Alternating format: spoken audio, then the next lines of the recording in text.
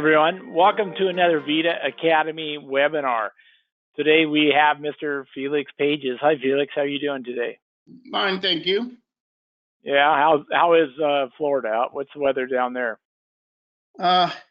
It was 62 this morning, nice and clear. No precipitation today. It kind of feels like San Diego right now, which is rare for us. Wow, that's but nice. It'll go up. It'll go up. It's going to go to 75, I think, 76. But we had 89 yesterday. Oh, that's a big drop, 30 degrees. Wow. Yeah, but it feels good right now. California has been wet, as probably everyone else is I aware. heard about these atmospheric rivers or whatever. I know. All of a sudden that name crops up, right? Atmospheric rivers. I had never heard of that before in my whole life. And it said that one of those had more water than the Mississippi River did. That's incredible. Wow. That is incredible. Yep. So all your reservoirs are going to be filled up. Everything's going to be good. Yeah, but they'll still say we're in a drought. So yeah, they will. Summer. All right. So today Felix is going to go over how to use the VITA materials, the porcelain specifically. Felix has been, working with VITA materials since day one with Unitech. What was the porcelain? BMP 68. Yeah. And, in VITA Dur S. So Vita's Felix has been working with VITA and working on VITA material porcelains for many years, and we occasionally use him as a test site to test things, like he's doing today with some various materials that we've sent to him. And one of the key things that we always get is, well, tell me more about your porcelains. How do I use them exactly?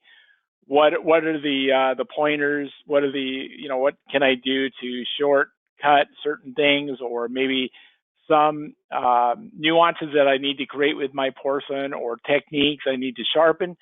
Well, today Felix is going to go over all of that on how to utilize porcelain on zirconia when you either the techniques you use, the brushes that you have, the I don't know, from A to Z basically. So this will be nice. Felix is a 1976 honors graduate from the University of Kentucky, Lexington Technical Institute. After graduation, he worked with the prosthodontic faculty at the University of Florida College of Dentistry, collaborated with Dr. Harry London and other members of the faculty.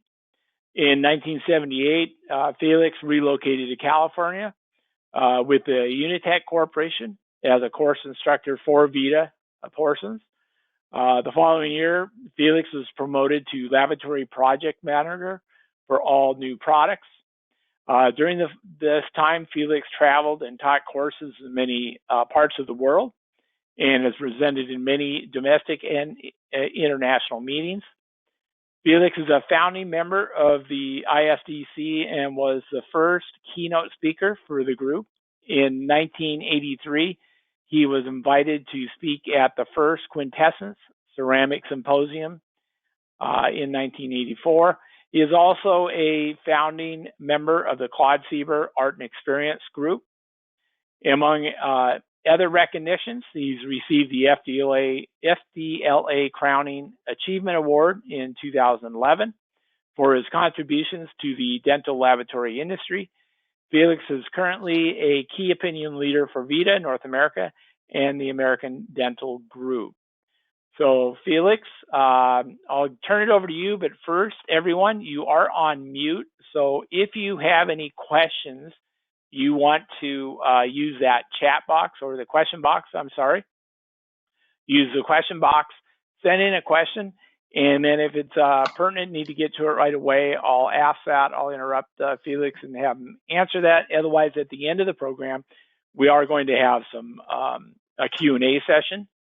The workshop is being recorded, So those of you that are shy, you might as well get off now. Otherwise, we will record this program, and then give us a couple of days, and we will post the video on our VITA North America YouTube channel. And then also, those of you that are going to ask about CE, after the program is over, we will process your CE and we will pass that along to MBC. So when you registered, if you provided us with your CDT number or your CE information, if it's Florida, the Florida CE you need, if you provided all that information, we'll go ahead and handle that. If not, make sure you get a hold of our education department and provide them with that information. Well, thank you, everyone. I know it's difficult to take time in the middle of the day to see these webinars, but it's good that it's being recorded so you can go back and double check. As Jim stated, I mean, I've been around the block a few times, and I started in 1978 with Unitech, and I've gone through all the VITA porcelains, and I helped work on a whole bunch of those, especially the VM series like VM7, 9, 13, blah, blah, blah, with Claude Sieber and Dr. Thiel when they were developing all these materials. And obviously, I mean, it's a good learning experience. And I think the best learning experience is to use the stuff and pay attention to what's going well and what's not going well. And so I'm basically going to cover everything that could possibly go wrong and some very, very basic things that you need to do just to help you get started. What we're finding, I was speaking to John Hubbard this morning from England, and he was one of my professors. He worked for John McLean, who developed a lot of the porcelains, the aluminous porcelains that we were using, like the VITA Dur Alpha, VM7 type materials. And I told him that the doctors here now, the dentists, are having trouble finding ceramists, and so are the labs. And it's because nobody wants to build porcelain anymore. In just a few short years, everybody's gotten lazy. They want to do full contour zirconia and color it and glaze it, thinking it's going to look like a nice translucent material. And although zirconia is wonderful, it's very hard to develop the aesthetics that you can when you layer porcelain. And a lot of the labs are having to pay through the nose to find a good ceramic. So right now is a perfect time to go back and hone your skills. And like I tell everybody, whenever something isn't going right, everybody seems to go back to the basics, even from like from baseball to football.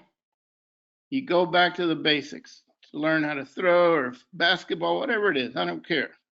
And the bottom line is you have to really like what you're doing, and you have to learn the materials. It's really that simple. I mean, I talk to labs all the time, and they don't have a clue what they're using because nobody tells them. And so it's hard to pinpoint an error if you don't really know the limits of the material.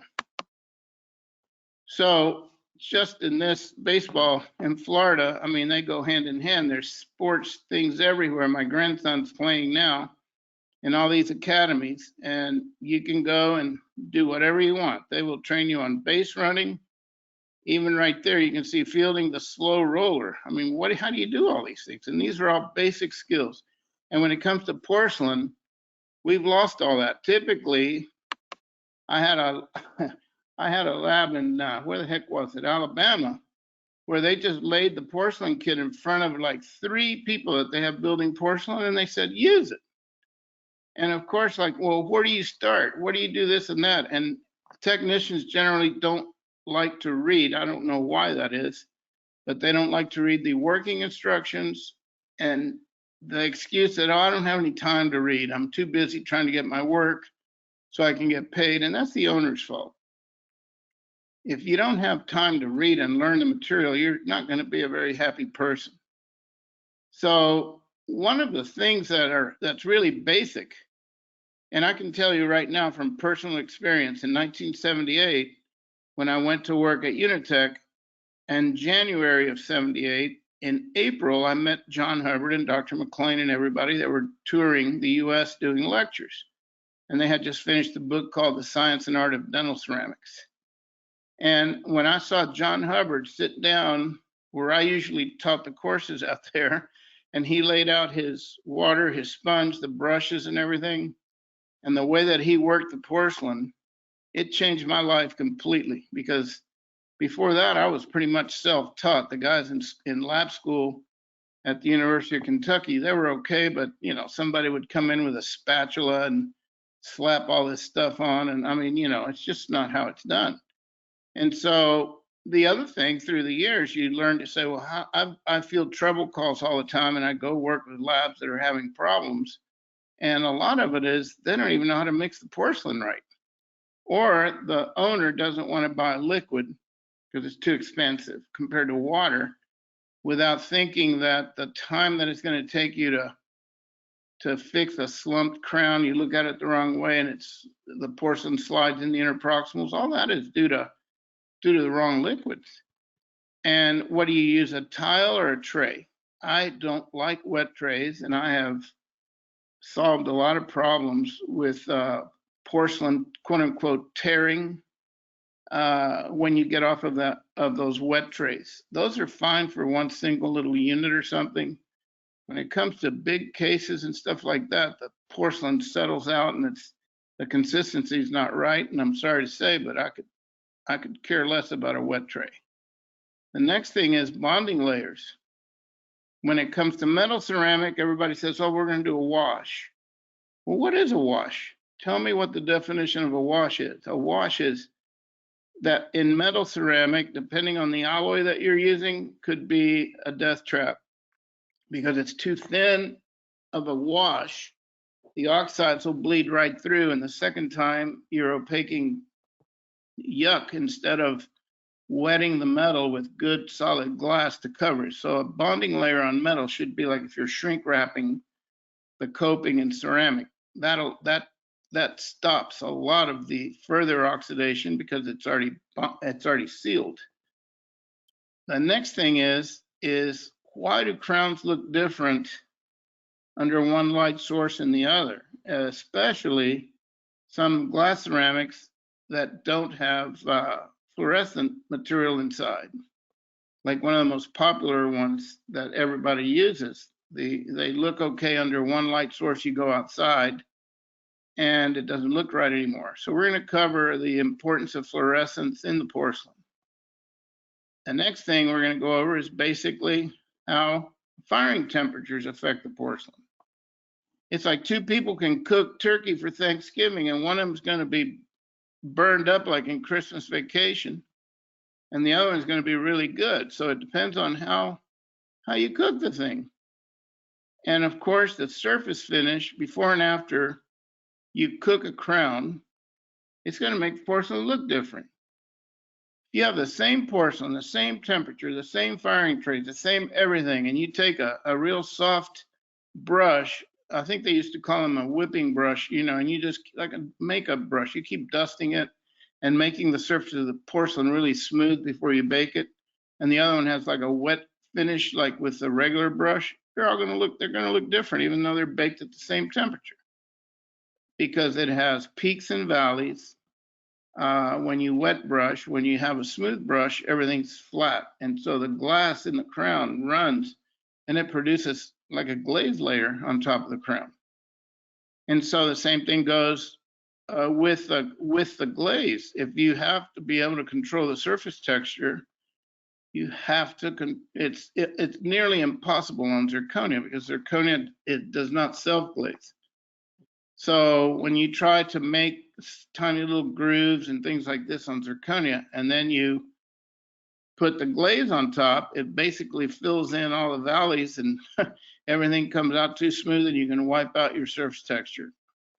And so you have to learn to control that. And most people are realizing now it's a lot easier to put a glass, quote unquote, skin on it. And I believe someone came out with a powder called Skin, which is just to do that. So you put it on top of your zirconia. I'm assuming it's like a clear glass or something, and then you can put your texture and everything else in there to give the zirconia crowns a little better look. I mean, getting the shade and all that is a little work, but the surface texture is the most difficult thing to accomplish in my view. So let's look at some brushes.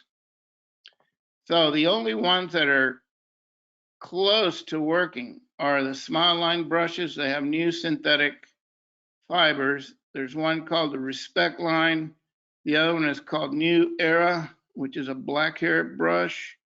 And then you have the Art and Experience brush, which aren't made anymore, but they're basically made by the same company that makes the smile line brushes. They're just a little stiffer than the smile line ones, but that's still my favorite brush. So you can get Kolinsky Sable, and that's really, really the most important thing. And of course, some of these smaller instruments you can make yourself with razor blades and things like that, and avoid paying a big price for all these instruments that you don't ever use.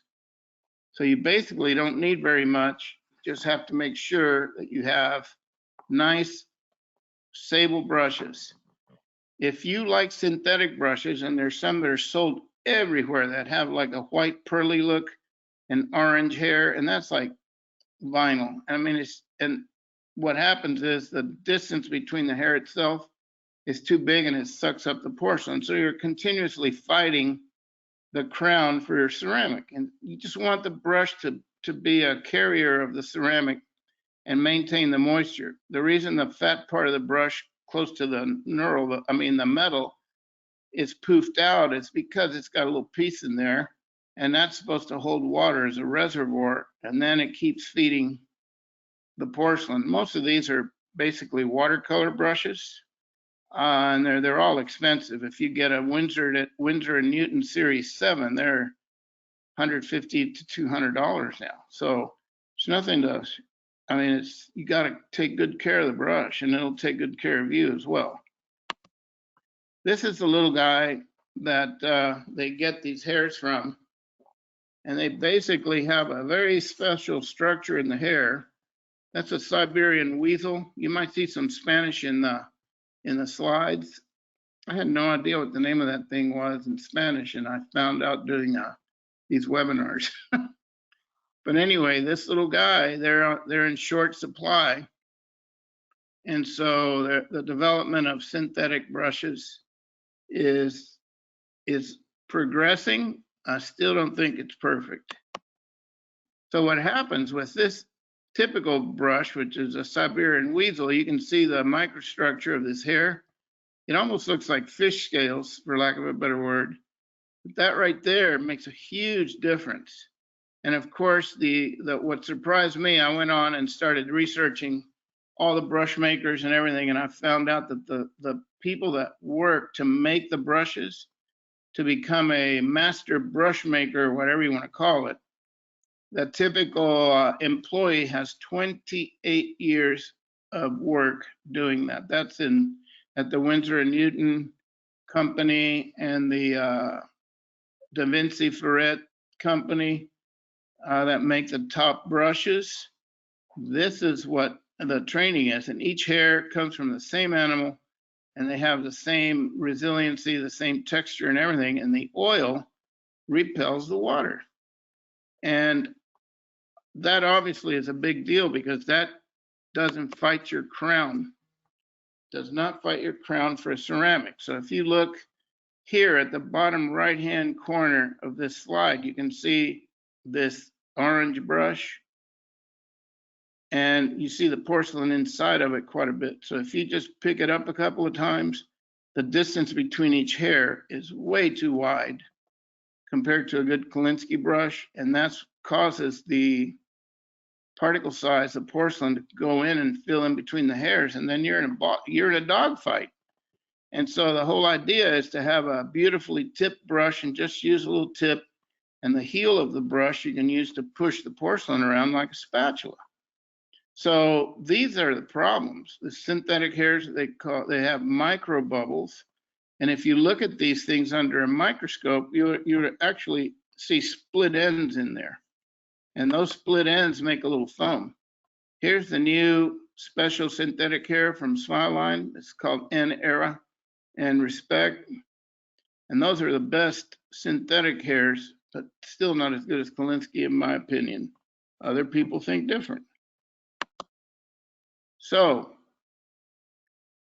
this is really the basics. You have to have a liquid that helps stabilize the porcelain. I don't know if it's a company secret or whatever. I don't know, but I can tell you that if you mix these porcelains with water, they don't handle nearly as well. None of them do. But a lot of people, they just say, well, I'm just going to use distilled water. They forget how much longer it takes to control it. And so the idea is to have a really nice, big, heavy sponge, which for some reason, whoever supplies the VITA sponges, they decided to cut them almost in half. And they don't work as well as the old ones. So I always put two together in order to have more of a reservoir. And you got to keep checking all the time, because if your brush doesn't tip well, it's because your sponge is saturated with water. And then you wring it out and bring it back. So the whole idea is to have a little pile of porcelain really flat, so you can pick up little tiny pieces with the tip of the brush. That's really all you need. So this is what I have. I bought a tile at Home Depot years ago. I got a box full of those things. It's a 92% white tile, so that if I need to mix stains and inlay them into the porcelain for some advanced things, I know exactly what the color is, because you cannot see the real color on a translucent glass slab. It has to be white. And that's a really good white tile. That cost me like $1.50 or something. And then I use a Gillette blade to cut interproximally. I cut them with a scissor and put them in those instruments instead of paying $50 for stamped out little blades. I'm cheap that way. And then I have a dog bowl, two of them, one for water or cat dish or whatever you want to call it. And that's where I place my sponge and water. So that's not going to break the bank, what you're seeing there. And Vito will give you that towel if you want it. Now, wicking, as you see on the upper left, that word wicking is the same. It's how a candle works. So if you take a drop of water between your index finger and your thumb, and you just bring it close together, you'll see the water jump the gap. And then if you just pull your index finger back, the water will pull perfectly. So if you have the right distance between liquid and water, it gets sucked up like the wax in a candle. Once it heats up a little bit, the wax gets melted and it gets sucked up into the candle. The same thing happens with tissue paper, which I don't know what's happened, but I mean, they're terrible. I remember just using tissue paper. Maybe I didn't know any better when I started, but then they went to these other tissues. I can't remember the name of it, but everybody had to get a hold of this. Oh, it was called Tempo, which I found out it was a European Kleenex, but it was much smoother. It didn't have any fill in it. So what I use now are these napkins, dinner napkins, and I cut them with a scissor so I can have a workable paper. If you do, cut the edges off, because sometimes they come with little flower prints and stuff like that, and you don't want that. But the problem with some of these papers are the following. This is a pure black tile. So if you take any of those papers, except those napkin papers, and you just move them a little bit with your hand, that's what falls out of the paper. If you see on the left-hand side, you see a smooth black line there, like angled. That whole area is where I wiped off the dust and the fibers. And so sometimes you're seeing these little tiny little, I don't know what you call them, in the porcelain. Everywhere I've gone, and I don't even know how many countries, you always see these little tiny blue hairs, almost like a blue sweater, navy blue sweater. I don't know where it's coming from, if it's air conditioner, filter, or whatever, but they always end up in the porcelain. So I pick those out sometimes. And I mean, it doesn't matter where you are. But I've changed papers quite a few years ago, and I find that the napkins, the smoother the paper, the better. Tissue paper, absorbed, and it's designed to tear up easily. so you can flush it. And that doesn't work. As soon as you put water on it, you're done. And sometimes it sticks to the buildup. So let's talk a little bit about the different type of VITA porcelains. The nice thing is that all of these guys handle and mix the same. So if you learn to manage one, you can build with all of them. There's no further training required. So you just have to realize that some of these are used for bigger cases. One is for metal, one is for lithium silicate, the other one's for lithium disilicate, et cetera, et cetera. There's a whole bunch of lines. The nice thing is they're all pretty much the same. And so that's the nice thing about it, is that how does this one handle compared to the other one? Well, it's the same. So a lot of these porcelain systems have so many different colors for special occasions. That's what I like to call it, colors for special occasions.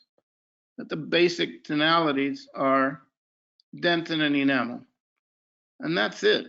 So you have to really know what it is that you want to, what's your target. And so once you know your target, you can use whatever the heck you want to. You just can't throw the kitchen sink in there and expect miracles from the beginning. So let's look at the basic layering first. So what is your target? Is it a shade guide or a natural tooth? And for most labs, it's a shade guide tab. So you can see on the right where I've cross-sectioned a shade guide and I rubber wheeled it, and you can see that there's like a little core color that grabs the pin, and then there's a little up there at the neck, that core extends there, and then you see the dentine in the middle, and then you have enamel. And on the back of that shade guide, the back of the lingual incisal, most of those guys, you scoop it out and put a little clear. I don't do that because we don't have a lot of room. Now you see that shade guide, the good-looking part where the dentin and enamel is, you know, it can have some space there, and so you have to realize that a lot of crowns, you don't have the space to work it. So the thinner you are, the more that the background, whether it's metal opaque or zirconia or whatever it is, and you're going to layer, it has to look as close as possible to the final product. So if you're really, really thin, you need to get the zirconia to end up looking more like the dentin. And of course, that's not easy to do, depending on the type of zirconia you're using, if it's too opaque. And of course, the biggest issue with zirconia is that it's double refractive. And that basically means that if you check the shade outside of the mouth, it looks pretty decent. Once it goes in the mouth next to the teeth and you only have light coming from the outside, they typically look a little bright, a little on the bright side. So you have to learn how to manage that and think of it as a sandwich. And what am I going to put on top of what so that the final color is going to look halfway decent? So the nice thing about the VITA porcelain, when Claude and Rolf Ankley in Brazil and a few of the other testers, we decided it's really good to have a base dentine and not call it opaque dentine. That's like taking a step backwards. So opaque dentine typically was a lot brighter. So the base dentine is more dentine looking, it's just less translucent. So with this, it's the only porcelain system on the market, I'm talking VITA in general, that has a base dentine system. And even the new Lumex, they call it opaque dentine. I don't know why they did that, but it's crazy. They should have called it base dentine. And so if you were to mix 50% base and 50% dentine, you can develop a third translucency. You could go 25-75. I mean, the sky's the limit. And so in any other system, the opaque dentine is a totally different color than the dentine. And so once you cut back too much, let's say you build this thing up, and this is a problem with a lot of the early porcelains where they made opacious dentin. Everybody's building up with opacious dentin. By the time you cut it back to put dentine and enamel, you don't have any dentin left. So you have like an enamel on top of opaque dentin, and they looked really ugly. So the whole idea is to have slightly descending layers of translucency. So if you cross-section a natural tooth, you'll know you have cementum, which is a little bit more opaque. The dentine could come in all kinds of flavors. For instance, you have sclerotic dentine, which almost looks like a translucent gray-green emerging from the gum line. If you have a slightly traumatic occlusion, I'm not talking breaking teeth, but if you're a heavy biter on one side and a tooth is getting bombarded a little more, the pulp develops secondary dentine, and that basically takes on a slightly more opaque look. And you can see the people with the occlusion. If you study occlusion, you may have a person that's heavy-handed on one side or only chews on one side, like I do, and my teeth on my left side are more opaque, and then you can see a sharper transition to enamel, whereas the one on the right, they have aged gracefully, and you don't see lines of demarcation, so that the pulp on my right side isn't developing as much secondary dentine, which is a little more opaque. So you can see if someone has a little bit more traumatic occlusion by the opacity of their dentine. You'll think I'm crazy, but that's what it is. So this was the base dentine concept, and you can see in the middle, we fired these teeth half and half. So if you can look at the root in the middle of the base dentine where it gets thin, it looks exactly like the dentine where it's thick. So this way, let's just say you have 6 anterior crowns and you have very little space for, let's say, the centrals. So you could use just the base dentine on the centrals with enamel. You could have the canines with half and half if you have the room. And if the laterals, depending on what you're trying to match, you could just use the dentine because the laterals are usually more translucent, so they appear a little bit more gray. If you take a photograph and then black it out to black and white, you can always see the values just a tad bit lower on the laterals. But in today's world, where everybody wants everything to look the same, especially these smile cases, everything has to be the same. But if you build the 6 units and you have 1.5 millimeters on one next to one that has 0.5 millimeter, they're not going to look the same.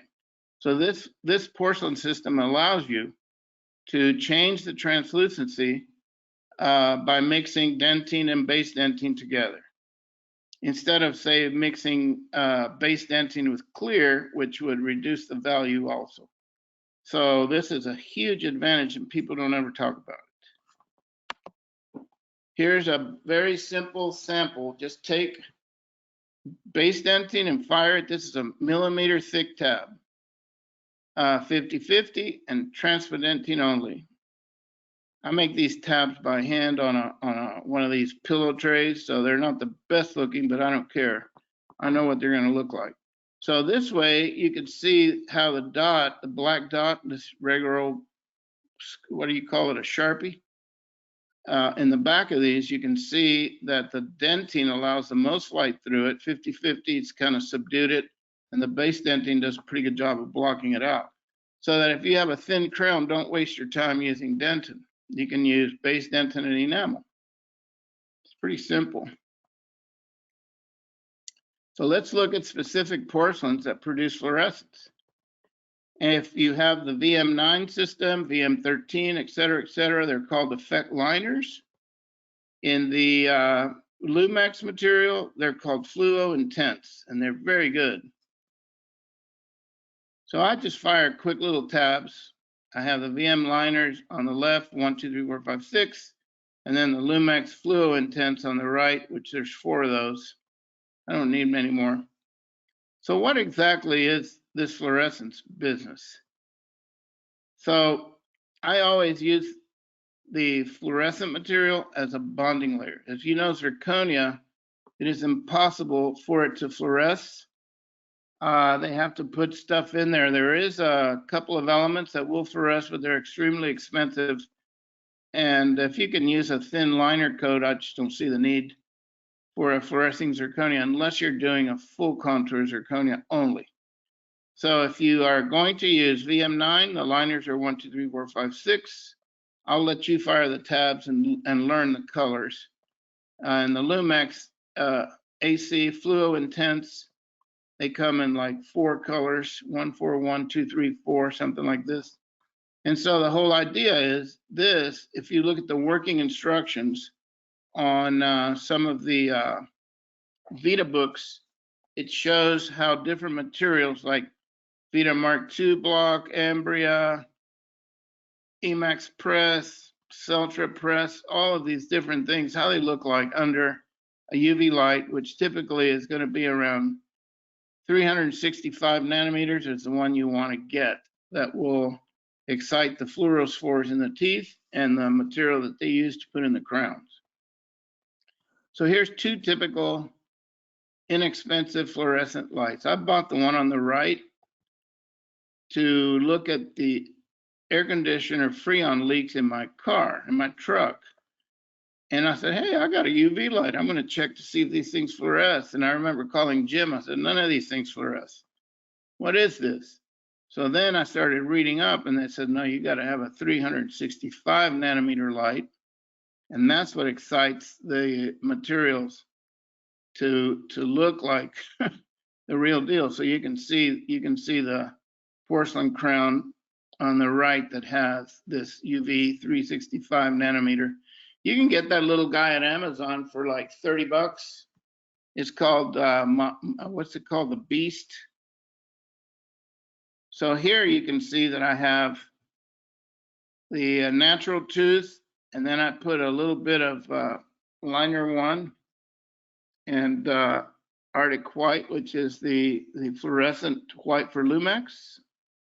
And you can see that how the tooth and the material reacts exactly to that 365 nanometer light. And it's really important to do that. In fact, when I'm building up now and I put a thin layer on, I have my little flashlight and I have a box there that's dark and I shine it in there to see if I missed any spots. And I can actually go back and do a second coating so that I make sure that it's not a wash, it's a thin layer.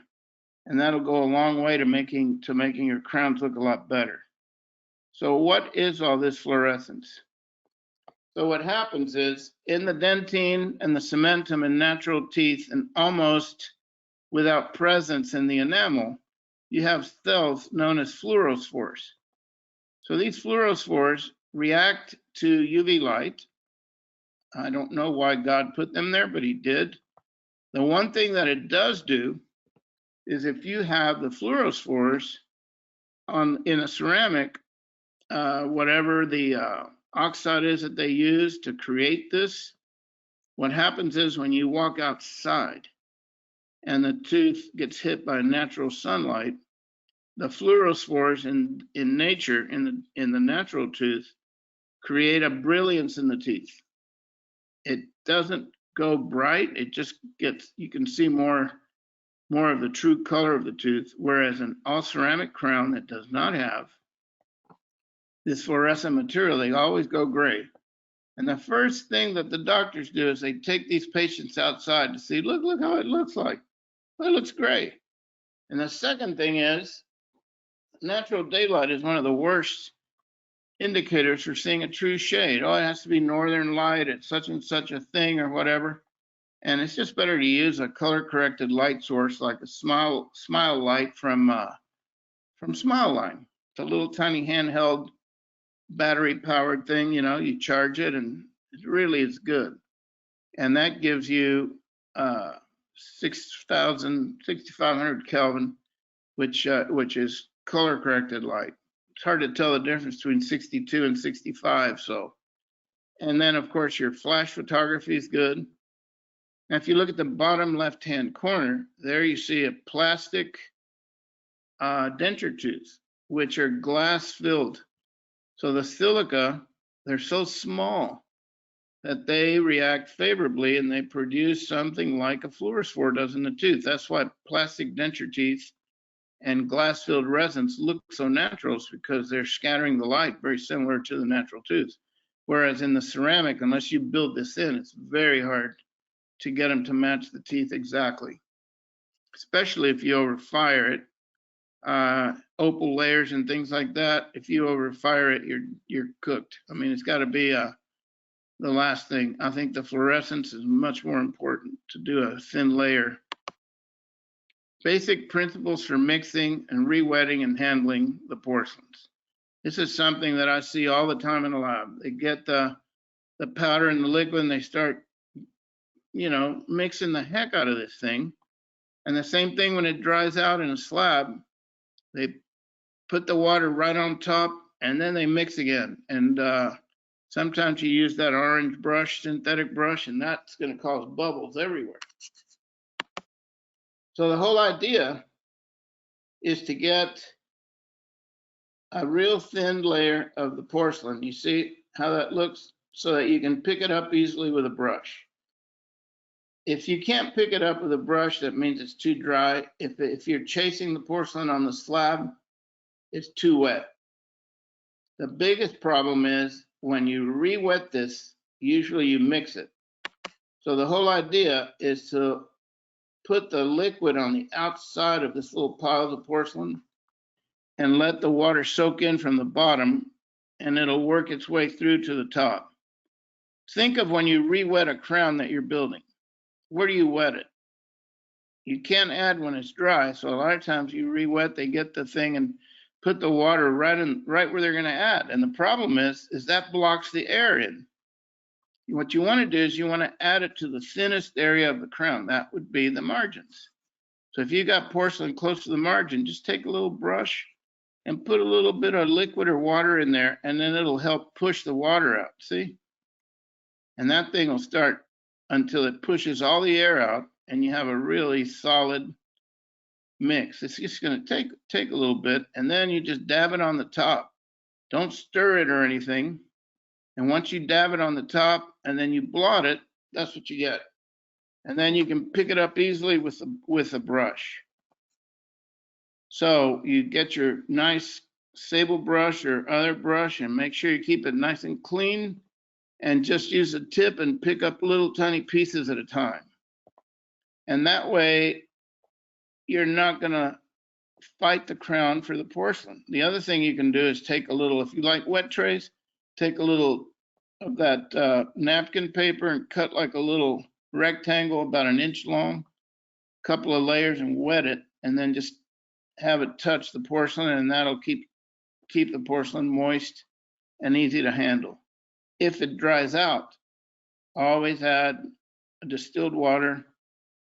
Once you use the modeling liquid, you can re-wet with distilled water, and then go on the outside so that it sucks in and pushes all the air out, and just blot it, and it'll handle exactly like when you mixed it. If you mix it up, it'll never handle the same. That's what happens. Same thing with the enamel. You got to make sure that it's just wet enough so you can pick it up with a brush. There's no need for it to be wetter or drier. So the big brush keeps the moisture in the brush, and it helps feed the porcelain.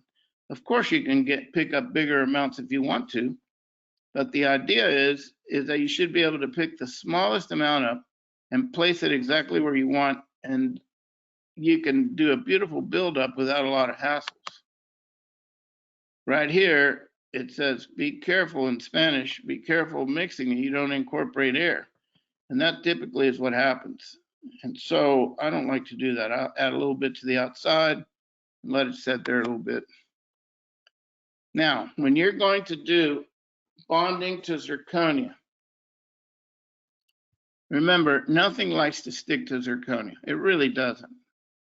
And so you need to fire the zirconia a little bit higher than the, let's just say if you're using VM9, you want to go to about 940, 950. There's no need to go up to 1,000.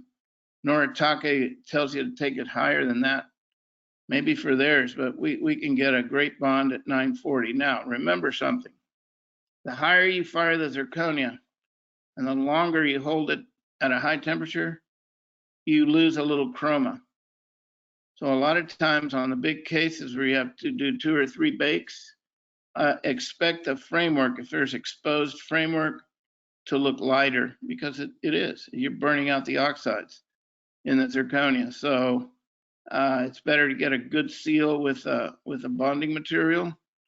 And let's just say if you have occlusal surfaces in zirconia and you're covering the facial with dentine or whatever choice, a liner, make sure it's completely covered, and that'll seal off that surface and you don't lose as much color. Make sure if you use the Lumex that you use the Lumex liquid only, because that liquid is designed for low fusing porcelains. The other liquids have other goodies in there, and I tried, first time I got it, I tried the liquids I had, and the crown, the Lumex crown, looked like charcoal, especially if you use like the internal liquid or anything to put colors inside, anything that's glycerine based, it just doesn't fire clean. So that Lumex liquid is low fusing porcelain liquid, and it's beautiful. It handles perfect. I use it for everything. I use it for every porcelain that I have, and it's really nice. Everything stays where you put it. So kudos to whoever invented that stuff. So you take the smallest brush possible and you pick up little bits of this and you apply it to the framework until you totally cover it. So I use now the liner, fluorescent liners, as my first washer bonding coat. Once you start to build up the crown, the application of porcelain, you should put a little bit just to the lingual of the incisal edge. Why am I doing this? If the whole lingual is in zirconia, why am I doing this? Because I can blot it. If the area is so thin, sometimes these micro layers or macro layers, whatever you want to call them, nobody can tell me what the real thickness should be.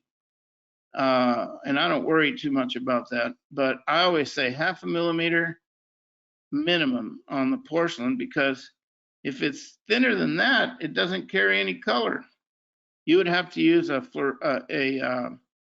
base dentine or an opaque dentine to make color. So if the zirconia doesn't blend in with the final shade, you're not going to fix it with 0.3 millimeter or a 0.5 millimeter, quote unquote, veneering layer, because it's too thin and it can't carry enough color. That's what they don't tell you. And it's like, well, hold on a second. Why don't you fire a tab at a 0.5 millimeter and see how much color it has? It hardly has anything.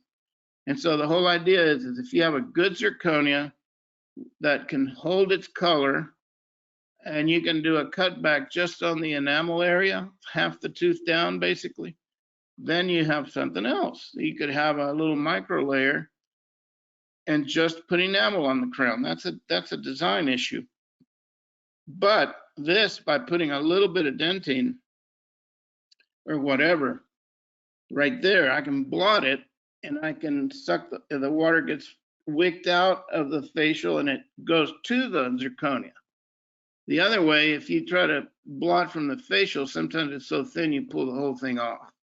So I call it a water bridge, but you can call it bridge over troubled waters, whatever you want to call it. So this is what happens. That just blot the back there. See this paper? If you look at it, you can see the hairs. That's a photo op because I ran out of napkins. But you blot from the lingual and it'll suck the porcelain into the zirconia. That's a really good point. You got to be careful. So we have these copings. When you do a buildup, you can do 2 colors, dentine and enamel. You just mix them up a little bit. Doesn't have to be all that. And then once you start getting into more colors, just keep in mind that the porcelain needs to look like it's got a little bit of a glisten to it before you add the porcelain. Most of the problems that we have, I get these phone calls. The whole enamel came off when I was putting enamel on the crown. Well, that's real simple. That's because the dentine was absolutely dry and you put the porcelain right on top of the dentine, and then the water gets trapped in between, and when you cook it, it steams and it blows off the enamel layer. So again, this is a case where you just take the brush and go right by the margin and just wet it a little bit and give it a little tap so you can see the glistening come out, and then you can add the porcelain. So if the porcelain is too dry and you try to add directly to it, it's not going to stick to the new one. Remember, think in your head now, what is your firing temperature? Where do you start?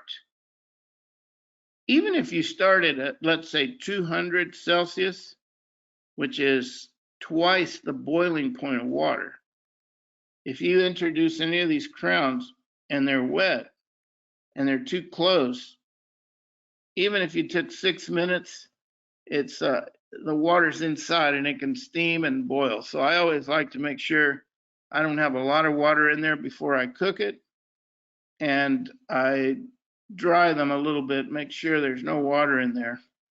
And the whole thing is making sure that the whole entire surface is moist before you add the porcelain. And there you see you have little channels, millions of them, where all the water is hanging around the crown. And when it starts to heat up, it has a place to escape through this porosity, quote unquote, instead of having a layer of water trapped, a layer of air trapped in the dentine, and you have wet water there. As soon as that crown heats up, especially high gold content, metal ceramic, anything that conducts heat faster will make your crowns blow up faster. So if you used non-precious metal versus gold, high gold, and put both crowns in the oven at the same time, same temperature, same heat rate, if that gold crown isn't absolutely dry, perfect, it'll blow up because the gold heats up so fast that it boils the water inside the crown. Whereas the non-precious, it takes forever for it to heat up, just like zirconia. So zirconia is a very poor insulator. So whenever you have a poor insulator, you can get away with murder compared to a good conductor, okay? So here you can see that I put a couple of little, I don't know, little blue, little orange. Most teeth that I see, everywhere I've been, they have like little bluish, which is an optical illusion. And I'll talk about that in a minute. And a little creamy look or orange look.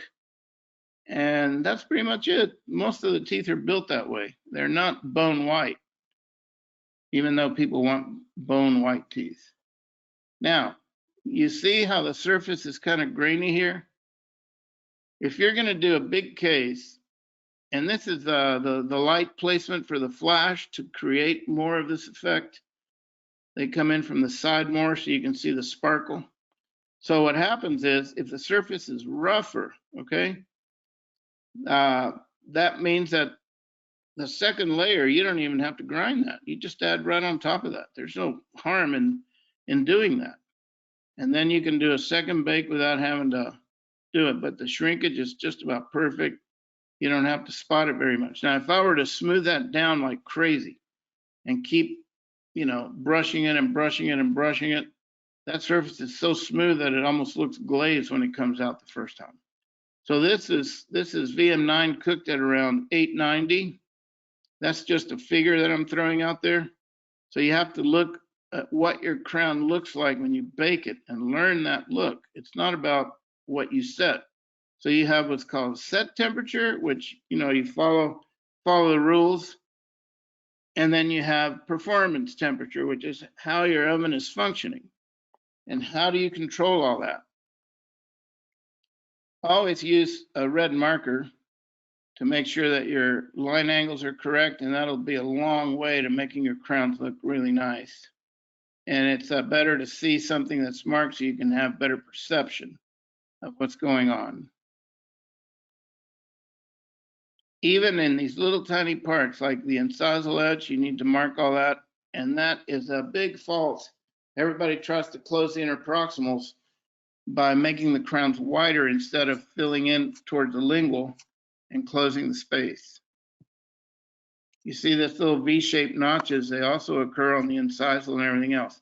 Try to reproduce the incisal edge because that's where all surfaces come together. And then it tells you where everything else has to go. Nowadays, with the advent of zirconia, where you have the lingual of the crowns typically made in zirconia, And the machine sometimes will default and say, you know what, I don't have enough room here. So they always leave the lingual a little bit fat, especially close to the cingulum. And I'm always after the guys that do my milling to make sure that you take that down. I spend most of my time having to take that down, and I don't like to grind on zirconia. So I usually send it back. And then, of course, it gets better. I don't know what that slide is. I think that's a coping getting ready for bonding. Yeah. So that was a coping that I blasted to make sure you take the shine off of the bonding material. And you can use anything you want, base dentine to start, and then build it up with the regular dentine and bring it up. No one said that you had to fire everything at once. You could fire this, look, see how it looks, add a little bit more, do this and that. I know if you're in a production situation, that may not be feasible. However, this is a way you learn how the materials are supposed to look. And if you don't have the time to do it right the first time, what do they say? When are you going to find the time to do it over? So a lot of times it's baby steps. Make sure the dentine color is good. So if I fire this and I'm not sure of what it's going to look like because the crown is thin or thick, and I have an A2, let's say, you know what, I might have to use a little A3 here, or in the 3D system, which is my preferred system. If I'm super thin, I could say, you know what, if this target is a 2M2, but it looks a little bright, I'm just going to go to the right and use a 3M2. And if it's too gray, I'm going to say, you know what, I'm going to go to the left and use a 1M2. So this is how you learn how your porcelains work. And then, of course, you have to really be careful how much enamel you put. So this is how wet it looks. I have to do it a little bit wetter than normal because when you're taking pictures and trying to get the model just right, it dries out and it's not as good. So if you bring the enamel layer way down towards the cervical, it'll change the color. It'll make it look a little grayer. This is how I build up a D2 shade, which they have almost the same color. That's my favorite color is a D2. A lot of teeth look like a D2 in the mouth.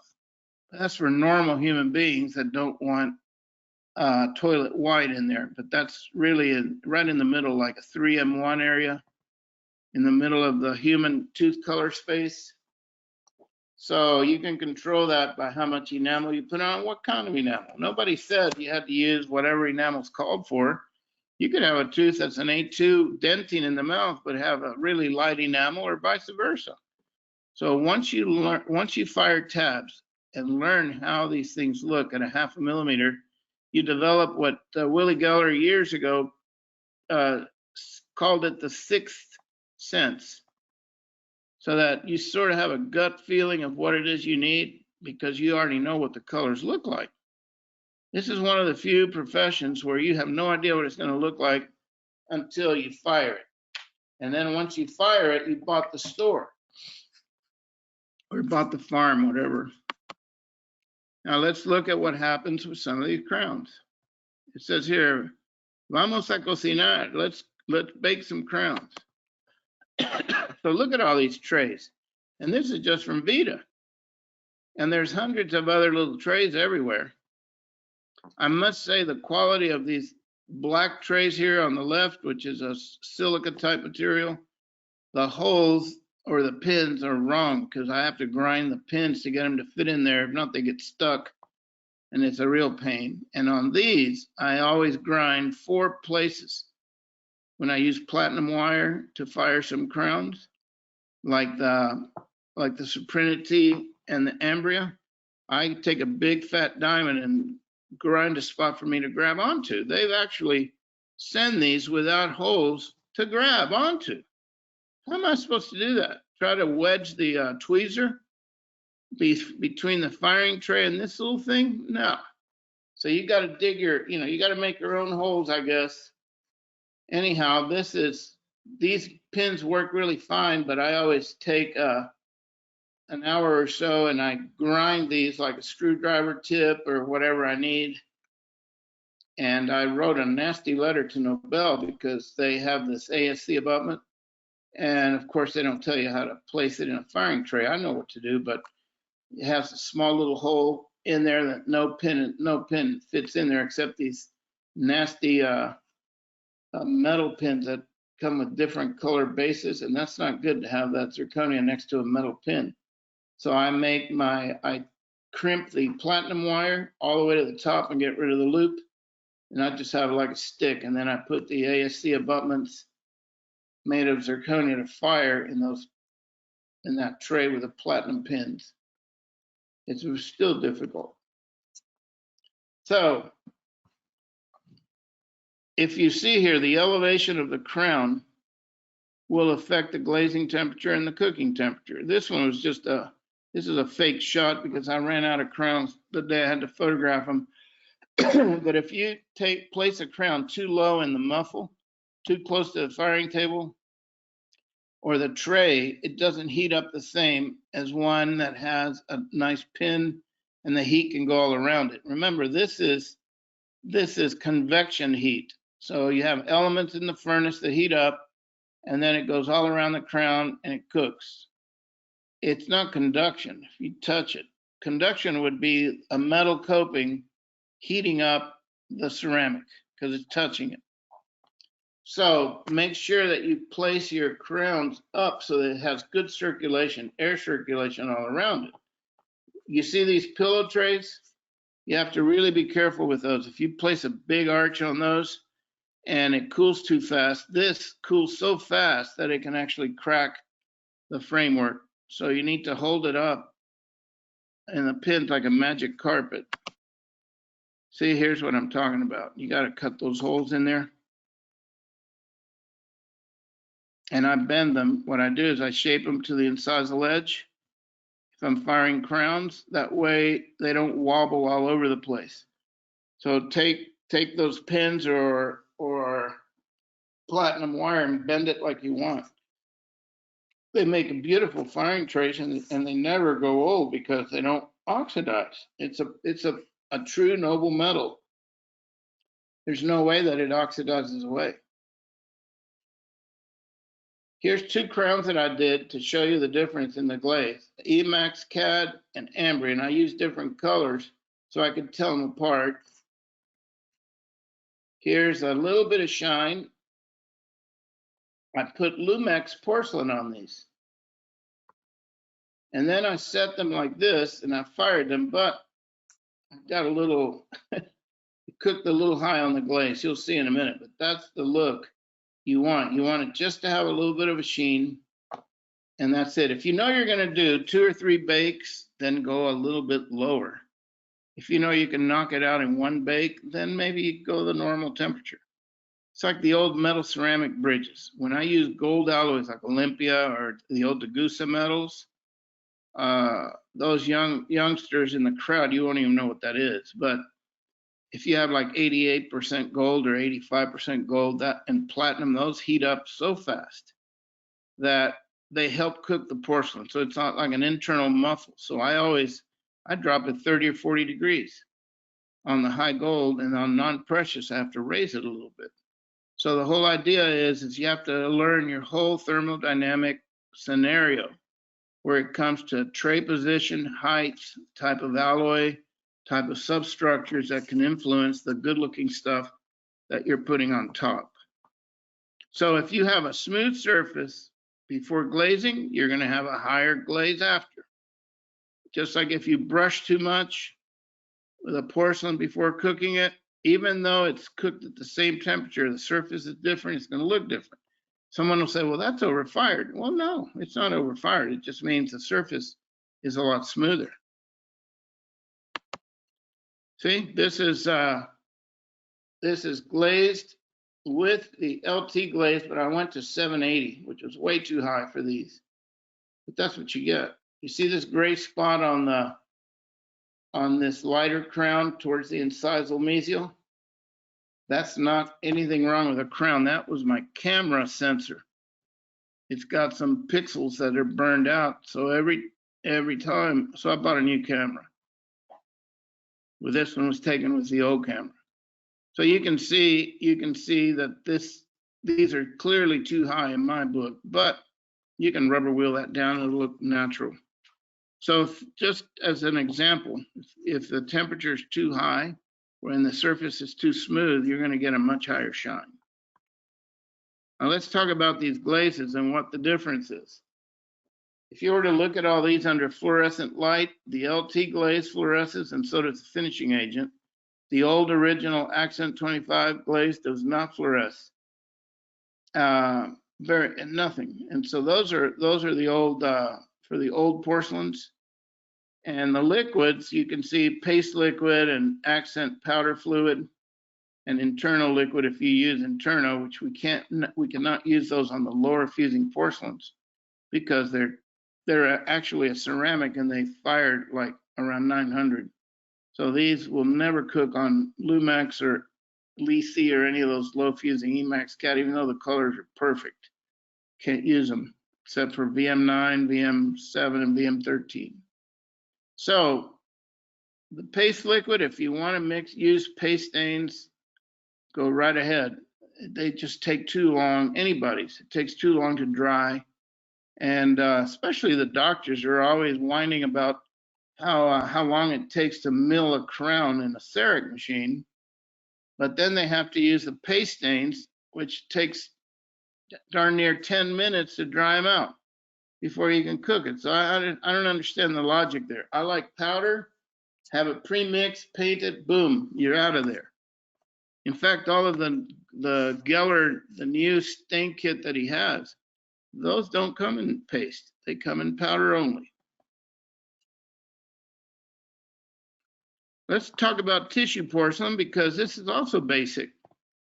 And what I found out, I do a lot of work with tissue porcelain, is you need to mix it at least 50% with clear. If you use the Lumax, the clear is the most clear that I've ever seen, and it's fantastic to reproduce tissue porcelain with this.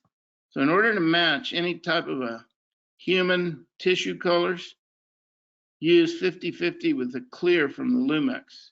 If you use VM9, mix 60-40, 60% window, 40% color. And you see number 2 where it says avoid mixing perfectly.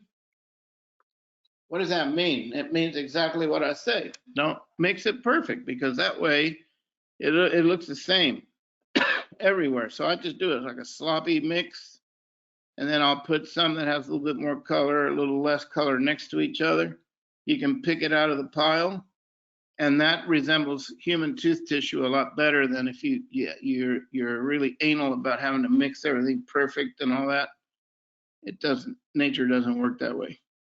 When you're using tissue porcelain on darker shades, always use a lighter dentine on the framework, real thin. Design it so you have a little space to put a lighter dentine, like an A1, and then you put your pink on it, because an A4, B3, any of those things, if you put pink on top of those more saturated shades on a pre-shaded puck, if you're doing white and you're staining it pink, fine. They will never look pink. They'll look a different color. They won't look as natural. And of course, when you are doing this, you have to use light-dark contrast to produce depth. By that, I mean, you can use, let's just say, the straight tissue porcelain in deeper inside the inner dental papilla. And then the second coat is the 50-50 mix, and avoid sharp contrast between the tooth shade and the gingiva. What do I mean by that? And I'm going to show you in a minute. When human teeth have the tissue on top of it, there's an area known as free gingiva. And what that does is it allows a smooth transition of color where the tooth is subdued, because you can see the tooth underneath the tissue sometimes. Here's a case that we did where we used a bone color like down here on the framework. That's a little dentine that I use. So that bone will make it look like the tissue. The best tissue work I've ever seen is by a Japanese guy, Jungo Endo, I believe it's his name. Jim knows him. This guy is unbelievable. I mean, it's unbelievable. And this pink down here that you see, this is a resin provisional that we did on this cancer patient. And of course, you can see that it's almost got a little bit of character, but not as good as it could be. And of course, we anodized this gold here because somebody wants it anodized. I don't think it makes a heck of a bit of difference. If you're going to cement it on this type of titanium framework, you need to use the abutment cement from Ivoclar. That is as white and as opaque as it gets, and it'll actually block out titanium. It's $200 for a little kit. I mean, it's expensive, but it really works. And so once you can see a little shadow on the framework on the upper right, you can see it where you can see just a little shadow there. That will go away with that abutment cement. So how I do these things is I build this up. You can see the bony color. And then I build up the dentine and I just put little wedges in there, see, of the straight. This one happens to be G4. And then when I fire it, you can see this. And I put little veins and stuff with the accent stain. And this is how it's supposed to look. Once this is seated in the mouth, actually take a flat diamond and I cut this. You see this flat area like this, and then the papilla, light dark contrast, and the area around the tooth that goes on top of the dentine, it's always clear with just a little bit of gingival color. If you have a shade like this, a light shade, and then all of a sudden you have the straight pink here, it looks fake as hell. So you need to mix it 50-50. Here's another simple case. A central incisor with all kinds of goodies in here. And you can see I get close, but look at the pigmentation on this patient. I didn't have to do tissue color, but look at the difference. This is amazing. And so here, if you were to mix everything perfect, you never get this. That's why I say don't mix very well. And then you'll have spots that are more pink, other spots are more dark. Light dark contrast is the way to make things look three-dimensional, okay? And here's a zirconia crown with VM9. And you can see how soft and translucent they look. Here's another case. We always try and make sure everything fits. And this is PMMA material. And we try this in and we look at this, and then I contour this so that when we do the final structure in zirconia, I create a little bit of room for me to apply the porcelain and do it the right way. So I have enough room in the right area. The biggest problem, a lot of doctors that are used to, like they say, oh, the gum porcelain looks like chewing gum. So they equate gum with chewing gum.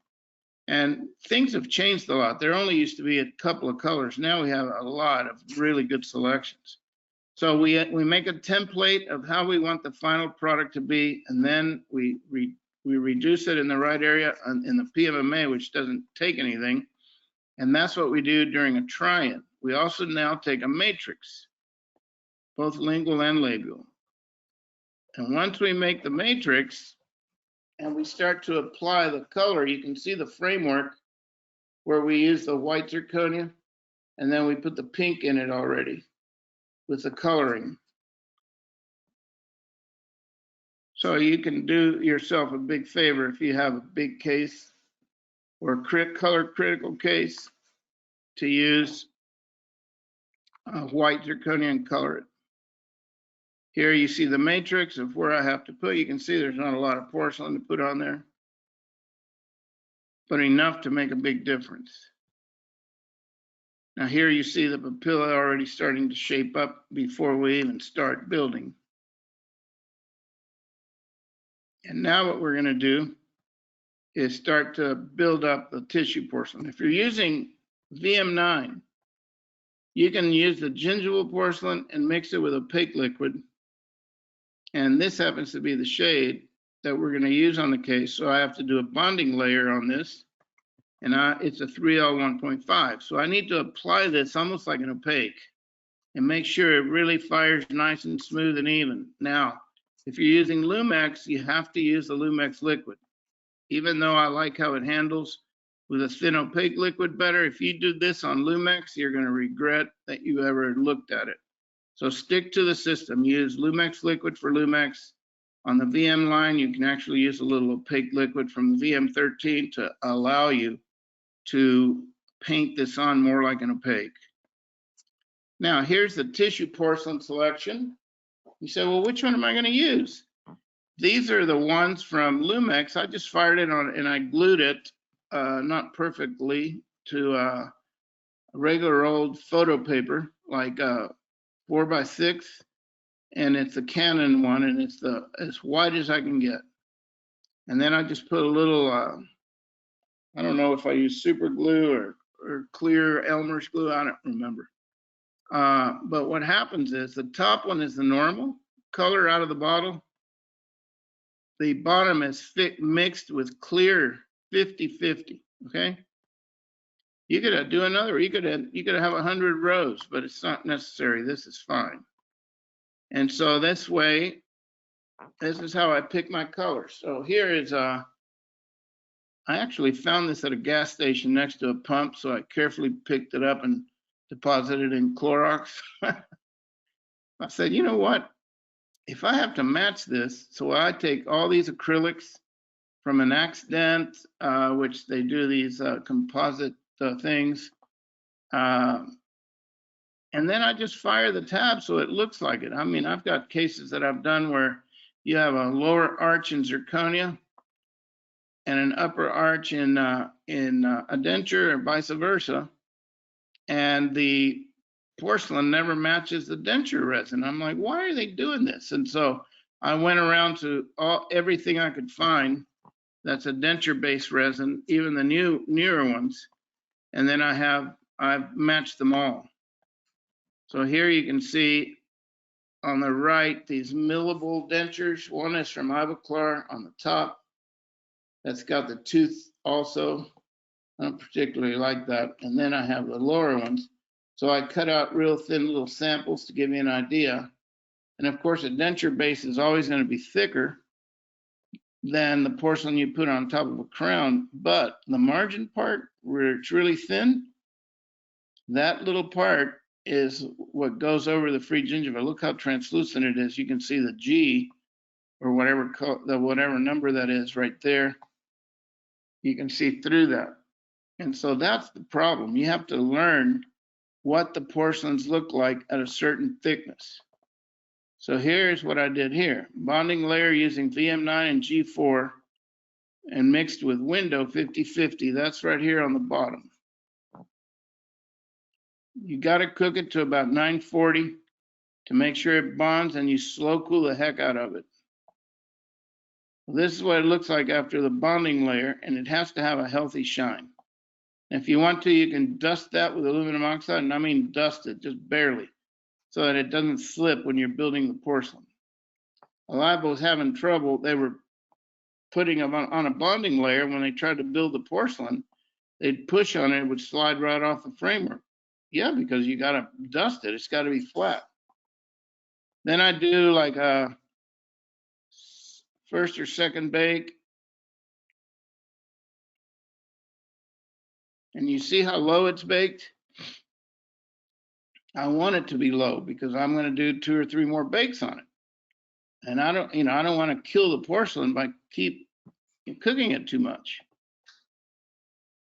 Now, in the papilla area, you already see where you can see a light dark contrast. That causes depth, even though there's not that much room there. Now I put enamel and windows, mix all that stuff up. And now you see where I shape it up, where it starts to look more like human tissue. And then I use the accent number 8 stain and number 9 stain. And I paint the capillaries and the arterioles with these little guys with a little tiny brush. or you can use an endo file. And you can see the color is not uniform at all. And it's that way by design. Then I go ahead and shape it up. If I have too much of that inlaid stain, I can take it out, do whatever. So if you start to study papilla, you have connective tissue of the marginal papilla, dense, collagenous material containing prominent system of collagen bundles called gingival fibers. They consist of type 1 collagen. The gingival fibers are arranged in 5 groups. I'm not going to read all that to you. You have access to that. And so what I try to do is I try to figure out how to make the tissue as close as possible so it doesn't look like chewing gum. So in here, where the tooth, where the tissue is just barely touching the tooth, it's got to be clear. And then you have all these different vessels, and I try to paint those on. Of course, you can have these painted on and then cover with a little bit of clear and then paint again, and that really makes it look 3D. But I don't have that much time to build up 2 or 3 layers on a big case because it takes forever to cool. So here you have it after I've set those. Then I try to follow the matrix as close as possible before I go ahead and put the surface color and glaze on these. These can be self-glazing or you know, put a little glaze on it. So I do a combination of both. And here I would try to follow a matrix for contour. There's a little hole there that I close enough. And then I also characterize the lingual if I have to. And there you see it after it's been colored and glazed. And this is the patient. This is the case in the mouth, which is a cancer patient. All the, as you can see in the previous slide, all those are supragingival implants. So we can get a very decent looking frame and tissue color. Just remember, it's not all the same color. You need to mix it splotchy. You know, look at the upper, see? All the difference where you have dark spots and light spots everywhere. And around the teeth, this is an older patient already, and they've gone through chemotherapy, so she's lost a little bit of tissue, but the way to do it, to hide it, is to put a little clear. A little stain right there. Well, thank you very much. I think I'm almost on time again. Visit our social media outlet for a lot of these activities that we're doing with VITA Academy, such as today's webinar. All of our webinars are recorded and are on our VITA North America YouTube. We've got access of 100 or 150 different videos of all sorts of different topics. So please visit our website. If you need to get a hold of your local rep, this is a current list of your reps in your areas. We're adding on, or sometimes these things change. If you can't get a hold of the right person, please go ahead and give us a call here at VITA North America. Dates, we have more scheduled with Felix, more of these webinars. Also trying to do some what we call remote workshops, which are, we have you sign up. It's like a hands-on program. You sign on, pay a little fee for the materials. We send you the materials. And then with the instructor, the trainer like Felix, we would go over certain specific step-by-steps and have you do it, show and tell. After the trainer does it, then you would do it in your lab, you would fire it and so forth. So those are really nice as well, working very well. But additional dates that we're having the webinars here through May, come, make sure you come visit us. We're doing them all the time. If you need to get a hold of the help desk itself, here is some information here. And then if you need to get a hold of Felix himself directly, just make sure that you understand that Felix is, he's not retired. He works an awful lot every week, does a lot of programs, a lot of things. But he's gracious enough to allow us to provide you with his email and his cell number. Just make sure though that you give him time to respond, because he's probably working. Yeah. So as far as questions go, let me first see here with my question box. Let me pull it up here. So let's see. So why do I get bubbles in my opaque? I know you didn't cover metal ceramics necessarily, but the question about bubbles and opaque. Yes. What kind of opaque are you using? We don't know. They didn't. In general. Yeah. Okay. Yeah. There's a couple of issues with opaque. First, they're never really mixed well enough. The liquid could be too thick. The first coat, if you do a wash, I mean, to me, like a wash is too thin and the oxides bleed right through the opaque, especially with a high oxidizing alloy. And so I prefer to do a thinner, a slightly heavier wash to completely block out the metal. So where it looks like it's shrink wrapped. And you got to make sure it's totally dry. That's really a key to that, and mix the heck out of it. We had a guy in Germany that would mix the opaque in an ultrasonic mixer and then put it on a glass slab and paint it on there, and he swore by that, but I never did that, but I don't see any harm in it. But the whole idea is to make sure that the metal is covered. The other thing is if the metal has any porosity whatsoever, a lot of the bubbling, quote unquote, are caused by just slight subsurface porosities.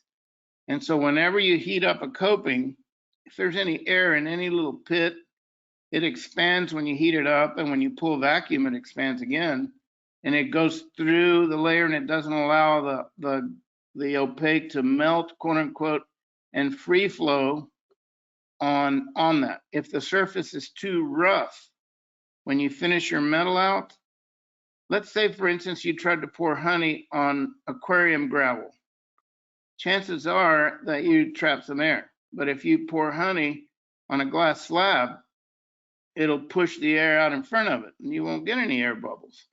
So I have always, since 1978, I have always sandblasted the copings to make sure they're clean and there's no reaction layer. And then I rubber wheel it with one of these gray pre-polisher wheels, and I make it really smooth and shiny with no sharp edges. And then I blast it again.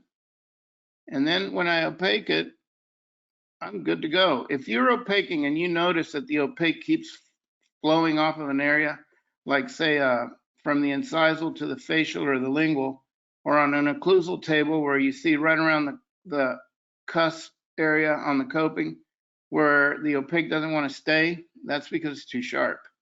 And that'll be a problem down the road where the opaque falls off either side and you're not covering that area. And then you have there's not enough opaque to equalize the expansion between the metal and the ceramic, and you can have a crack right there. If you have a sprue attachment and you see something funny going on where the sprue is attached, that's usually where there's subsurface porosity, and you may even have investment inclusions, and that you have to chase that out of there. Take a round bird, dig that out, and then polish it with a rubber wheel until you don't see any pits anymore. Sandblast it. Even if you have like a little soup bowl around the sprue, that'll fill up perfect. It's much better than having porosity there. So those are the main causes. You're not gonna cause a bubble in the opaque because you're baking it too high or anything like that. It's because something's not right with the mix, or the metal is full of subsurface porosity. All right.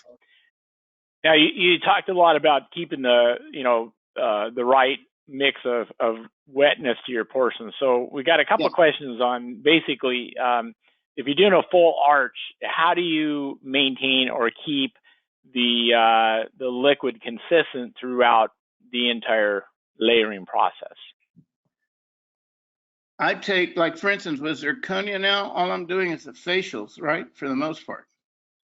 If I'm doing metal ceramic, it's a bigger issue because you're doing the occlusal table and everything in porcelain. So you use a lot more porcelain on metal ceramic than you would on zirconia. So basically what I do is I mix, and my glass slab, I take 3 sections. I'm right-handed, and I start, let's say from the, if I'm doing an upper arch, I mean, I have the model upside down. So I start on my left side and work my way to the other side. And then I'll have like a full arch. I'll start from the back and work my way towards the front. And I'll mix three batches of porcelain. And that's it. I don't mix one big gigantic pile. So I mix 3 small ones. So I build up 4 units, 3 or 4 units. Then I go to the next one, build it up again like that. And usually I'll fire the dentin, the liner, of course, and then I'll fire the dentine, and I'll do like the lobe effects and stuff like that all on the first bake. Cut all the way through. And the framework a lot of times is the biggest culprit for tearing because the interproximals are too much. They're too deep and they're like U-shaped. And you try to fill those in and they keep tearing. I know people that fire the interproximals first. That doesn't do any good. You have to have a 45-degree angle rounded to the lingual part of the connector and just build up the units to the interproximal center. Don't fill the interproximal up at all. And that will not tear because there's nothing there to tear. So you build 1 unit, bring it down, another unit, bring it down, and then I just cut in with a blade. There's hardly anything to cut. So once you do that, the first bake, on the second bake, you add to each tooth and work your way that way. And you don't get this massive tearing or any of that. But as far as the porcelain, I mix 3 piles. That's how I do it. And of course, a lot of the work that I do, I don't use the same porcelain for each tooth. You know what I mean? Like I have to use like a lateral I might do in D2, centrals I'll do an A3, canines in B3. You know what I'm saying? So I don't have a gigantic pile of stuff mixed up. It just depends on the case. But I try to limit the number of units that a little pile of porcelain for like 4, 4, 4, and 4, for lack of a better word. All right, and kind of a related question. It came up when you were doing the pink, gingiva and the tooth build up. But what is the maximum number of firings one can make with the VITA porcelain? You can fire a whole bunch of times if you go to the lowest possible temperature where you know the porcelain's fusing. So you're basically taking the grains, you're melting them enough, and they're sticking together, but you're not straining them at all. I mean, I've done 5, 6 bakes, but a lot of the bakes are low. Like for instance, VM9, I find the lowest possible temperature. Like for instance, if I have a framework and I have a big pontic, that's always the elephant in the room, pardon the pun, but problem is it takes forever for the pontic to heat up and cool down. So that once you commit to building a big pontic like this next to a thinner crown, you gotta fire just a little higher, because if not, you're gonna underfire the pontic. You see what I mean? Because it doesn't heat up enough in time. So you have to preheat it a lot longer. And then they'll come out okay. But if you fire higher because of a pontic, you'll overfire the other crowns on either side. So I'd rather underfire a little bit. And on that pontic, the second bake and third bake, if you have to do one, it'll come around to perfect maturity without straining the other porcelain. When you say pre-fire longer, what do you do? Do you just increase the pre-dry time or the temperature? Yeah, for instance, if you were using Lumex and the starting temperature is 400, let's say, it's going to take a pontic about 5 times longer to heat up to 400 than a single unit. I've got Russell Giordano working on a mass formula, like how much mass this thing holds. And of course, it involves embedding thermocouples in the pontic to see how hot it gets and all that, because you could go through the glass temperature of Lumex, which is 550. So you could blow right by there and the punic's not even hot enough to accept that. You see what I mean? So I always really slow cook the big cases with Lumex. So I might have a 20-minute dry time, heating up time before I even cook it, to make sure that the framework is hot enough to receive the porcelain nicely. On the VM9, I don't have to heat it up as long because it's going to start at 500 and the glass point is higher. But still, you have to slow cool it more than Lumex. So it's a wash either way. So if you're using VM9 and you use a big arch, you have to slow cool it a lot more than you would Lumex, which is only going to 770, 780. That's the problem. Right. You have to learn the material to make sure that when you're firing, let's say from 400 to 760, 770, if it's enough to cook the Lumex on a huge zirconia bridge, you might have to inch it up or slow it down. I've got friends that cook it at about 25 degrees a minute, 20 to 25 degrees a minute. On the bigger cases is their standard. So it takes longer to cook big arch zirconias. It's a fact of life. The nature of the beast. Yeah. That's correct. Exactly. So do you use a dry brush prior to placing the frameworks in the furnace? So after you've wetted, after you build up your porcelain, do you come back with a dry brush to smooth it out? A little bit, yes. And if I'm happy with the contour, I do it a little bit more. If I'm planning on 3 bakes, well, like a layer bake, I don't dust, okay? First bake, I usually don't do anything. I look at it and see if it's a little bit on, the rougher side, like sandpaper grit, you know what I mean? I can build on top of that without grinding it. I do that a lot.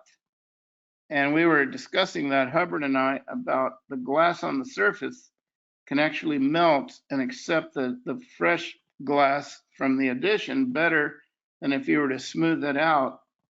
You have more of a chance of trapping air in a layer because it's too smooth. You see what I mean? So sometimes we like to leave it just as baked if you don't grossly over contour it. So we sometimes slightly under contour it and then go to a second. The whole thing is, if you're trying to do really, really top work, the time that it takes you to do that and the number of bakes becomes irrelevant because you have more control if you fire one time or a second time, I've baked some crowns. I go, darn, this didn't look right to me. So I have to smooth it out, take a little bit, and then do it again.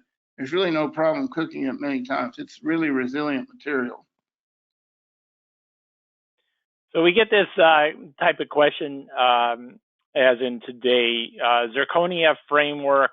Why is it I get sometimes bubbles in my glaze cycle, but not in my porcelain cycles? Porcelain bake cycles, I should say.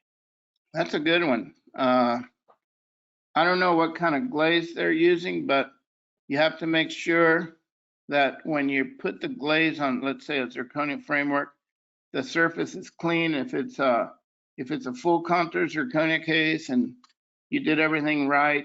I mean, I like to take a toothbrush with Ajax, believe it or not, and I scrub it and I rinse it in water until doesn't feel slick anymore. And the best way to get rid of the slick from any soap is to just have a little spray vinegar, like regular vinegar, and it counteracts it. Same with chlorine. If you're cleaning up with chlorine and you can't get that slick feeling, just spray it with vinegar and it goes away.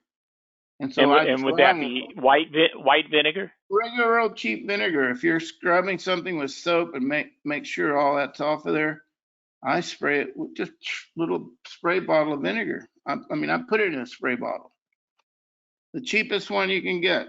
It's just acetic acid, and that neutralizes the soap and the chlorine right away. But as far as that, you got to make sure the zirconia is nice and dry. I have a hair dryer, which I don't really need for my hair, and I warm up after I clean anything. I just dry it really well with that hair dryer to make sure it's nice and dry, and then I put it on the pins where I'm going to fire it on the tray. I go ahead and set all that up, and then once that dries, I paint it right on the tray. because I don't like to do Cirque du Soleil maneuvers trying to take an arch and try to set it on the pins with the paste and all that. I hate that. So I do that before. And once I know that it's all ready to go, I'll go ahead and put the glaze on it. Now, if the glaze is too thick and you don't let it dry to where it's bone white, the liquid from the glaze, especially paste glaze, can bubble. It's just the nature of the beast. So you have to make sure that the glaze dries bone white, and then you run it up. So that's what happens. Remember, if the furnace is set at 400, low temperature, that's 4 times the boiling point of water. That's incredible when you think about it. Where nothing, I don't know, you know, things blow up because sometimes you put the cases. I know I was at this lab not too long ago, and they were trying to rush a case in there. The case came down, and the furnace was at 700 and something. And they took one case out of there and they stuck another case to dry. That was not good. Kind of scorched it, huh? And that happens when you're in a rush in a big lab and you got to get the work out. So just little tiny mistake like that, it's not good. So anyway, that's the reason for making sure it's nice and bone dry. If you have any contaminant on the surface, of course, that can burn and produce a gas, and that can cause bubbling. But I'm not sure what they're using, so it's hard to say. I just know that Ajax with a toothbrush, regular old toothbrush, scrub it really well, rinse it, and then dry it really well. That cleans just about anything you can have on there. That's given that it's full contour zirconia. You know what I mean? The other thing that I have to say, in the literature, it does not recommend that you use glaze on the occlusal surface, the biting surface. That research, part of it was done by Gordon Christensen and Glidewell, and they published a study on the wear of glaze on an Emax crown versus a Broxier crown, and they both started wearing off. It doesn't wear anywhere near at the rate that the facial and lingual, that's just nothing. So we are trying, like we have when we do the design, we're deliberately trying to make almost like an open face, like we used to do the acrylic on a gold crown, just have like the most infinitesimal little finish line right below the cusp tips, let's just say on an upper molar. And so when we glaze it, the glaze just goes on the facial. It doesn't go onto the occlusal surface. That gets tried in, and then we polish with a little diamond spiral wheel, and we do the occlusal surface at chair side after we've tried it in, make sure the occlusion's good, there's no high points and all that. We always polish the occlusion. We don't glaze the occlusion. That's not recommended in any literature by Marcus Blatz or whoever you want to call. They're going to say don't glaze the occlusion, which is really a pain in the butt because the labs have to polish all that. And the doctor has to know that if he's going to put that in the mouth and he adjusts it with a rougher diamond, he has to make sure that he polishes it nicely. If not, it's going to wear the teeth opposing it, if there's teeth opposing it. Yeah. Once it's polished nice, it will not wear teeth. It's kinder to teeth than regular porcelain zirconia is, if it's finished properly. So we just got a couple more questions. Sure. You had mentioned about porcelain tabs, making your own porcelain tabs to understand your materials better. Yeah. The question is, how thick do you make those tabs? Well, I have actually the typical, like the porcelain tabs, I make them 1 millimeter thick. I mean, they're a little bit thicker, and then I grind them down to like 1 millimeter. And then I have another set that actually they're about 10 millimeters long, about the size of a central. And then halfway down, it gets thinner and thinner. So towards the incisal edge, it's thinner. So just like you would layer a dentine, you see? So I can go from 1 millimeter to a 1/2 millimeter. 1/2 millimeter on some dentines, you can't even hardly see it. They look like an enamel. So the practical working range is from 0.5 to 1.2 for the most part. And I still haven't got an answer as to what people claim is a micro layer or what is it? Is it 3/10? Is it 4/10? What is it? And of course, unless your zirconia color from the puck is pretty close to your final shade, you got to have some room in order for your porcelain to develop the shade. If not, it's not going to develop a shade at 3/10. Impossible. You'll see the zirconia underneath it. So that's the problem. You got to learn the material. You got to fire your tabs and make sure you have a tolerance range. And of course, some of even the 5Y zirconia on single units, if they're too clear and you nest it the wrong way, a lot of times they look gray. So if they look gray, just take the liner material and put a little bit of liner on top of that, and it's beautiful. If you're doing smile cases where everything has to be, like 1M1 or A1 or bleach shade, try to use a zirconia that's a gradient zirconia instead of a layered zirconia. That way, since most of those teeth are white as snow anyway, if you have anything that appears a little bit on the translucent side, they're going to say, "Oh, this looks too gray." So they want the same thing from top to bottom. And the best way to do that is to use a gradient zirconia like the VITA YZST, 1M1 or OM2, whatever it is. I don't know all the shades. But that's the key. If you have too much translucency on single units on 5Y zirconia and you're doing full contour, they're going to say, "You know what? This looks a little too gray for me." So that's an issue. You have to sacrifice and do some homework and mill out a couple of crowns in the lab. Do like a 1 wax up or mill it out. If you have a milling machine, mill it out in CAD wax and have a facial of 1 millimeter, 1.5, 0.5, and just cook all the crowns. That way you know what they're going to look like already. And of course, remember, this is about a sandwich. So if you have a prep that's really dark, you may have to use another translucency of zirconia or use a liner and then use the cement from Ivoclar, the abutment cement, which is extra orally applied. You can't use it in the mouth. And that way you can control your destiny. You have to know how your material is going to perform in different situations. That's the key to success. Okay. All right. So kind of off the beaten path a little bit, but the question is on implant abutments. How do you fire those without having them turn black? They're going to turn black. What I do is I rubber wheel it. The area where I'm going to apply the opaque, I do opaque. I use the Lumex opaque on those, okay? But I polish them, and then I just opaque the facial. I don't bother with the rest of it. And so what happens is I take the refractory putty. I use a pin like the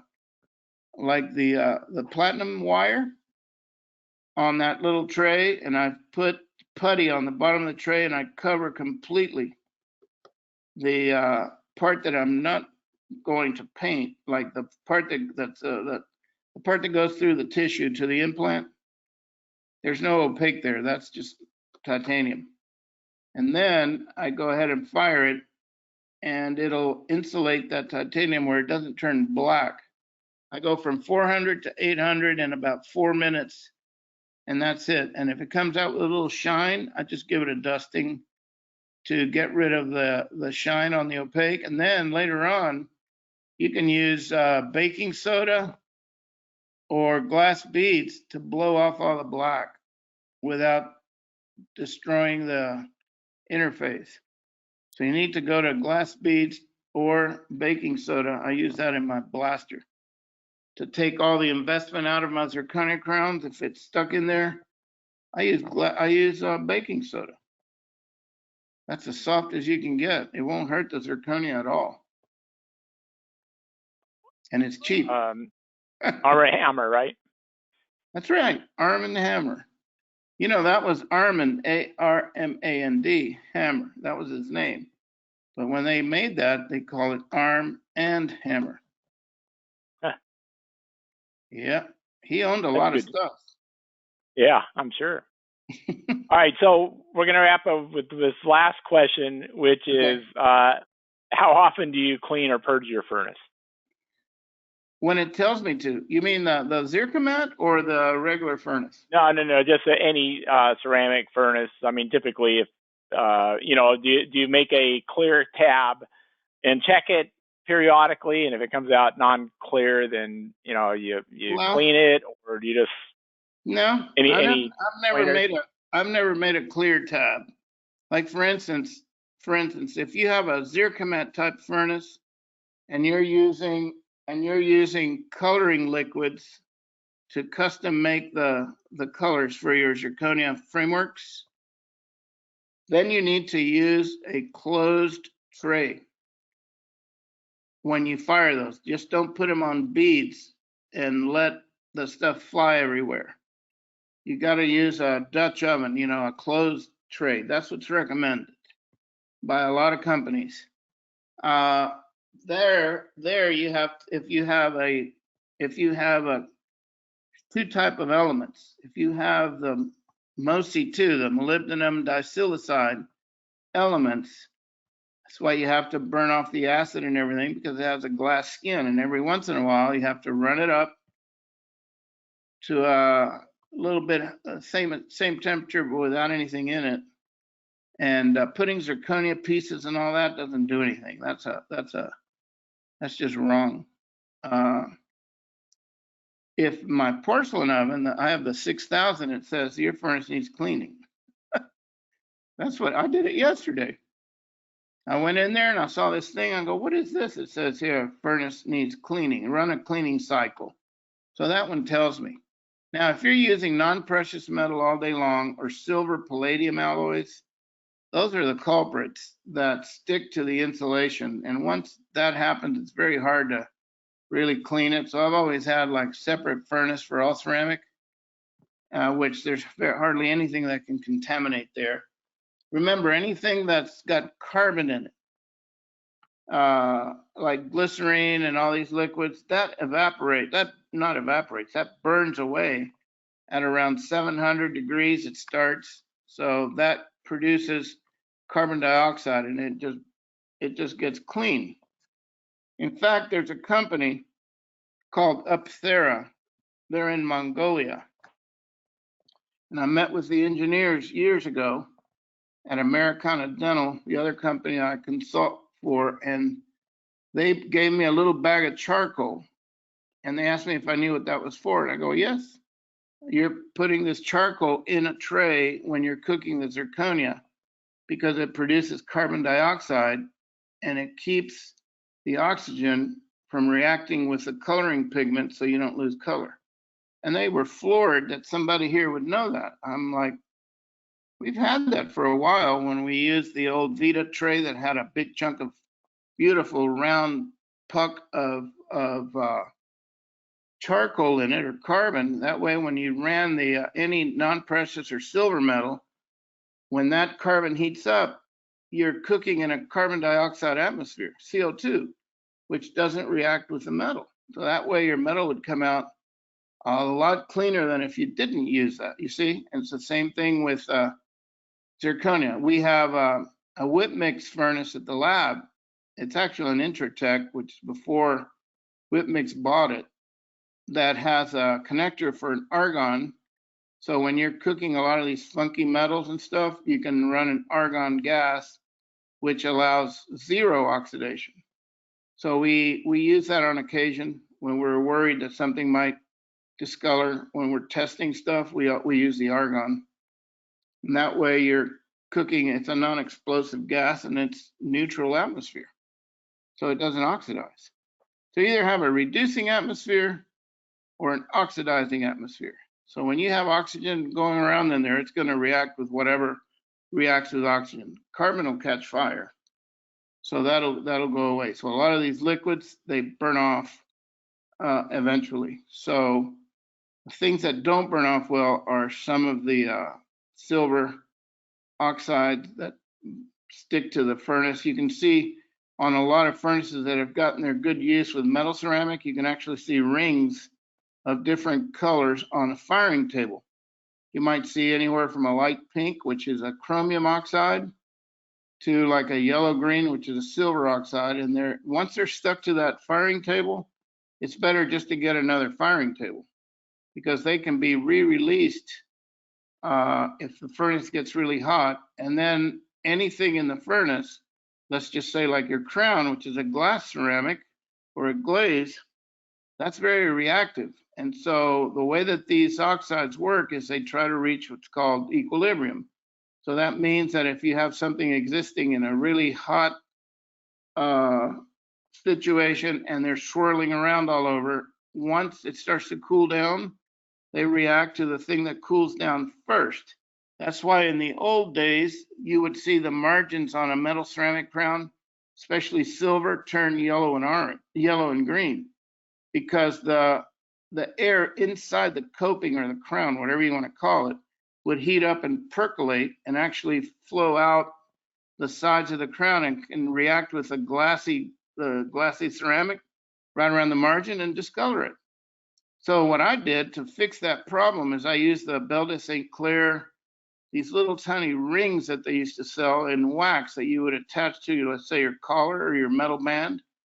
And then they had a stick. And what I did is I would fire the crowns upside down when I was doing testing on the silver metals.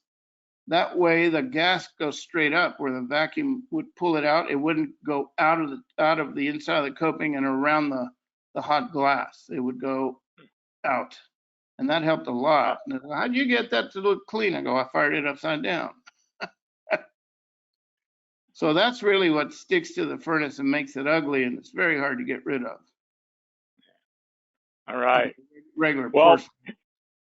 Well, thank you, Felix. I appreciate it, and I think all the customers that attended, all the technicians, Dennis, that were on the webinar, really appreciate your knowledge and all the good information you provided us. So well, I appreciate I want to thank you for joining us. Thank you. Same here. You take care. Any parting words for the? Yes. If you want to talk to me, please send me a text and say, hey, this is who I am. I saw your webinar. Can you give me a call? Because sometimes I got my phone. I have it to where if I don't know who you are, you're going into a dead zone. So text me first and say, hey, it's so and so. I attended the webinar. I need to ask your question, and I'll take it. Nobody wants to go to the circular file, right? That's right. You know, the worst day to reach me is Tuesday because that's a real heavy work day for me. The rest of the time, I don't care when you call me. I really don't.